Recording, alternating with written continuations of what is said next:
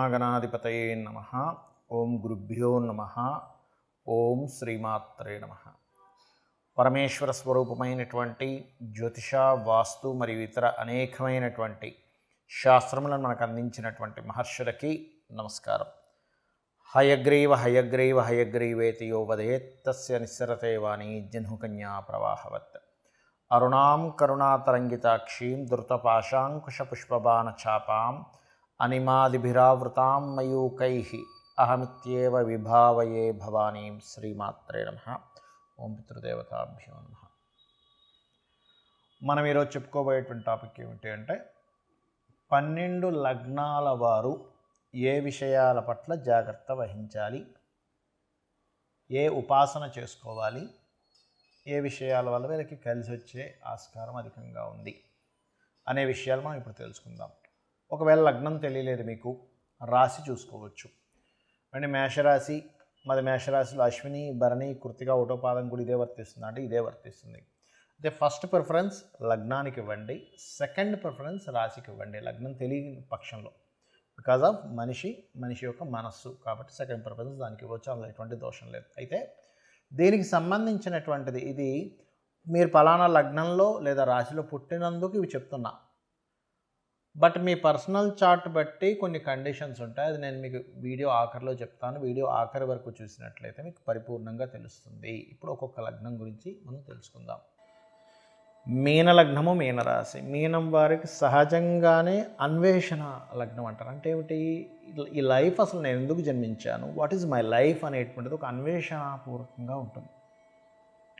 నేను ఎందుకు జన్మించాను, నా కర్మ ఏంటి, ఇది అన్వేషిస్తుంటారు. ఈ లగ్నంలో పుట్టినా, ఈ రాశిలో పుట్టినా. అయితే లగ్నంలో పుట్టే రాశిగా చూసుకోవచ్చు, కానీ లగ్నం తెలీదు, రాశి చూసుకోండి. ఆ రాశిలో కూడా 3 నక్షత్రాలు ఉంటాయి. పూర్వాభాద్ర 4వ పాదము, ఉత్తరాభాద్ర, అదేవిధంగా రేవతి నక్షత్రాలు. పూర్వాభాద్ర వాళ్ళు దక్షిణామూర్తిని స్మరణ చేయడం మంచిది. నిద్ర లేచిన వెంటనే ఓం దక్షిణామూర్తి నమః అనుకుని ఒక 10 నిమిషాలు మెడిటేషన్ చేసుకోండి. దీనివల్ల ఏమవుతుందంటే మీ మెంటల్ స్టేటస్, మీ మానసిక స్థిరత్వం బాగా పెరుగుతుంది. మానసికంగా మనం ఎప్పుడైతే స్ట్రాంగ్గా అవుతామో అన్నీ బాగుంటాయి మనకి. అదేవిధంగా ఉత్తరాభాద్ర నక్షత్రం వాళ్ళు వెంకటేశ్వర స్వామిని లేదా కాళికా అమ్మవారిని, రేవతి నక్షత్రం వాళ్ళు మహావిష్ణువుని స్మరించుకుంటూ నిద్రలేవండి. అయితే మీ యొక్క కర్మ దేంతో సంబంధం కలిగి ఉంటుంది, తండ్రితో సంబంధం కలిగి ఉండేటువంటి కర్మ ఉంటుంది. అంటే తండ్రితోనో పుత్రుడితోనో ఏదో తెలియని చిన్న మిస్అండర్స్టాండింగ్స్ కావచ్చు, వాళ్ళతోనే లైఫ్ అంతా లీడ్ చేయడం కావచ్చు, వాళ్ళ గురించే మీరు జీవిస్తున్నారు అన్నట్టుగా మీ లైఫ్ ప్యాటర్న్ ఉండడం కావచ్చు, ఇవి జరుగుతూ ఉంటాయి. అండ్ అగైన్ మరొకటి ఏంటంటే విదేశాలకు వెళ్ళి స్థిరపడేటువంటి కర్మ కూడా మీకు కనెక్ట్ అవుతుంది. అంటే చాలా మటుకు మీరు మీన లగ్నంలో వారు మీన రాశిలో జన్మించారంటే వాళ్ళు 99% ఆఫ్ పీపుల్ విదేశాల్లో ఉండడానికి ఎక్కువ ఇష్టపడతారు. ఆ కనెక్టివిటీ అవుతుంది, ఇష్టపడ్డం అని కాదు, కనెక్ట్ అవుతుంది. తండ్రితో ఉండేటువంటి కొన్ని అంశాలు మీ లైఫ్లో బాగా ముడిపడి ఉంటాయి. మరి దీని నుంచి ఎంతో కొంత మనం బయటపడాలి. కాబట్టి రాజరాజేశ్వరి అమ్మవారి యొక్క ఆరాధన, మనకి మనుష్య జన్మ వచ్చిందంటేనే కర్మని క్షయం చేసుకొని ఉన్నత గతుల వైపు వెళ్ళడానికి మనకి మనుష్య జన్మ. ఏ జన్మకి ఈ ఛాన్స్ అనేటువంటిది ఉండదు, ఈ అవకాశం అనేటువంటిది రాదు. కాబట్టి మీరు ఎంత రాజరాజేశ్వరి అమ్మవారి ఆరాధన చేయడము, పుణ్యతీర్థాలకు వెళ్ళడము, అదేవిధంగా గోధుమతో చేసినటువంటి పదార్థాన్ని దానంగా ఇవ్వడం, నువ్వులతో చేసినటువంటి పదార్థాలు, తెల్ల నువ్వులతో చేసిన ఉండలు దానంగా ఇవ్వడం వల్లే మీరు ఈ కర్మ నుంచి బయటపడడం జరుగుతుంది, గుర్తుపెట్టుకోండి. అదేవిధంగా మీనం వారికి సర్వసాధారణంగా ఆధ్యాత్మిక రంగాల్లోని లేనట్లయితే any spiritual related, teaching related, consultancy related వీటితోనే మీ కర్మ కూడా కొంతవరకు క్షయం అవుతూ ఉంటుంది. ముఖ్యంగా ఏంటంటే ఇక్కడ ఇందాక నేను చెప్పినటువంటి పదార్థాలు గోవుకు కూడా తినిపించవచ్చు. అందులో ప్రధానంగా నువ్వులు మాత్రం తినిపించకండి గోవుకి, ఎందుకంటే అది ఏదైనా ప్రెగ్నెన్సీతో ఉంటే అది మళ్ళీ ఇంకొక కర్మగా మారి ఇబ్బందిస్తుంది మీకు, దాని గర్భం ఏదైనా విచ్ఛిన్నం అవ్వడం ద్వారా. కాబట్టి ఈ యొక్క విషయాలు జాగ్రత్త పడండి.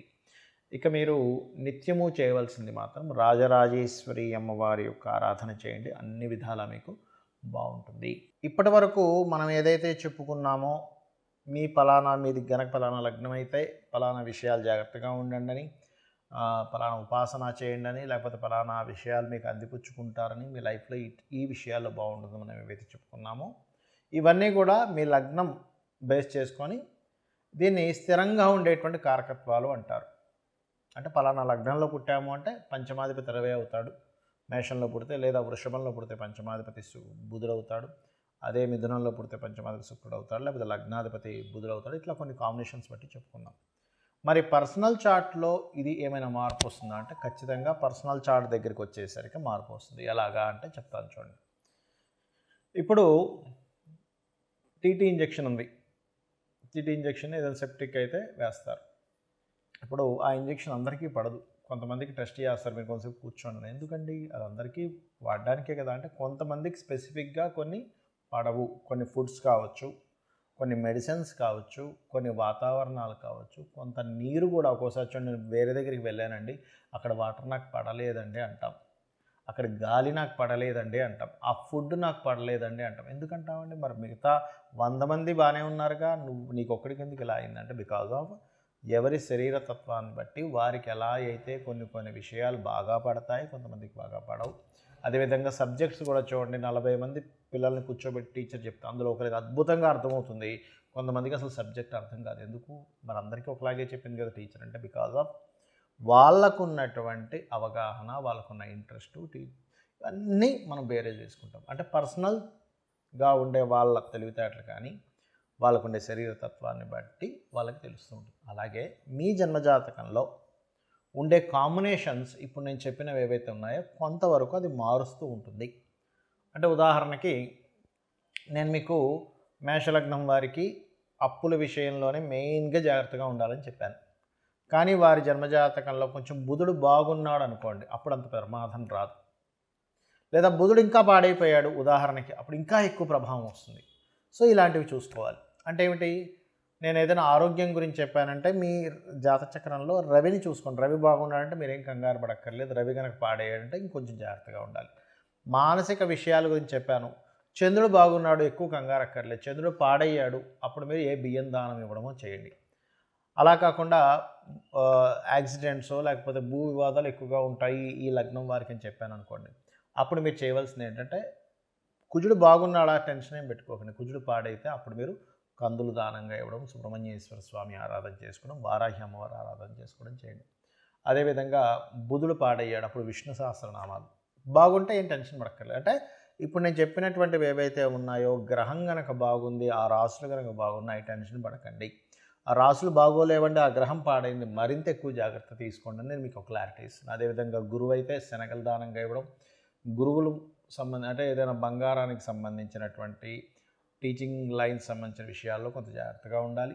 శుక్రుడైతే వివాహ సంబంధించిన విషయాల్లోని, శని భగవానుడైతే మీరు చేసే జాబ్ రిలేటెడ్ సంబంధించిన విషయాల్లోని, హెల్త్ విషయాల్లోని, రాహు అయితే విదేశాలకు వెళ్ళి అక్కడ ఉండేటువంటి విషయాల్లోని, కేతు అయితే కొంత ఆధ్యాత్మికత లేదా కొంత వైరాగ్య సంబంధించిన కొంతమందికి వస్తుంటుంది. అది పర్టికులర్గా ఏంటంటే కొన్నిసార్లు అయ్యో ఇటువంటి వైరాగ్యం ఈ సమయంలో రావడం ఏమిటి అనుకుంటూ ఉంటాం. ఏది మన మహాభారతంలో ఆ యొక్క యుద్ధం జరిగే సమయంలో అర్జునుడికి వచ్చినట్టు, అంటే ధర్మాన్ని వీడి ఒక రకమైన వైరాగ్యం. అప్పుడు కృష్ణుడు లాంటి వాడు మనకు కావాలి. ఆ శ్రీకృష్ణ పరమాత్మ యొక్క భగవద్గీత ఎవరైతే వింటారో ఈ వైరాగ్యం కూడా తగ్గుతుంది. సో నేను చెప్పినటువంటివి పర్సనల్ చార్ట్లోకి వచ్చినప్పుడు కొంత మార్పు వస్తుందనేటువంటి విషయాన్ని మీరు అర్థం చేసుకుంటూ నేను చెప్పినటువంటి పరిహారాలు మీరు చేసుకొని ఆ పితృదేవతల అనుగ్రహం కూడా పొంది లలితాంబిక అమ్మవారి యొక్క అనుగ్రహం కూడా పొందాలని మనస్ఫూర్తిగా కోరుకుంటూ మీ యొక్క జీవితాలు మరింత ఉజ్వలంగా మరింత సక్సెస్ఫుల్గా సాగాలని మనస్ఫూర్తిగా కోరుకుంటూ శ్రీమాత్రే నమః.